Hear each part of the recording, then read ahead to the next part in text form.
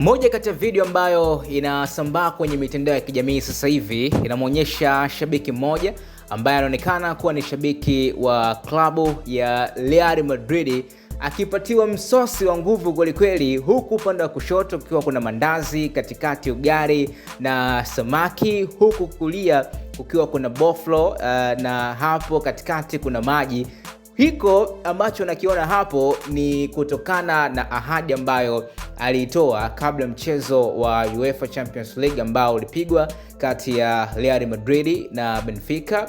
Of course, jamaa aliahidi kwamba Madrid ikifungwa atakula ugali kilo 5, mandazi 70 na mikate 50 endapo Real Madrid watafunga. Na kiukweli Madrid ilipoteza mchezo mbele ya Benfica ambapo walifungwa mabao 4-2. So jamaa imebidi sasa timize ahadi yake ambayo aliweka, na washikaji zake ambao walikuwa wameweka hii beti, tunaweza tukaita hivyo, hawakutaka kufanya masiara. Yani wao wameamua jambo liwe kweli. Wamemwandalia mandazi 70, ugali kilo 5 pamoja na mikate 50, yote aibalize hapo. Ukimwangalia jamani kama huso au na furaha mbele ya watu wengi, imebidi aitimize ahadi yake. So nakuachia hii video usikilize na utazame mwenyewe namna ambavyo jamaa anapambana kula ugali kilo 5, mandazi 70 na hiyo mikate 50. Kisha utaniachia comment yako hapo, let me know in comment section uweze kuniandikia kwamba wewe ungetoboa kwenye ahadi ambayo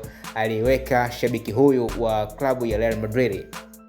Sokoni kwerekwe Jude Bellingham huyu hapa, yupo hapa Real Madrid, huyu shabiki wa Real Madrid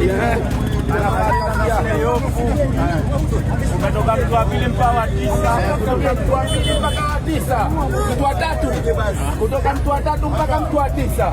Saburi mafuta huyu balehe, yani kwa sababu nimemwozesha kwa sheria. Huyu mkubwa chukua mkeo,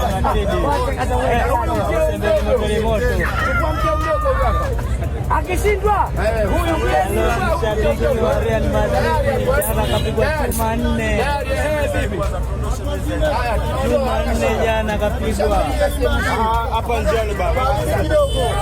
Nataka jamii huko.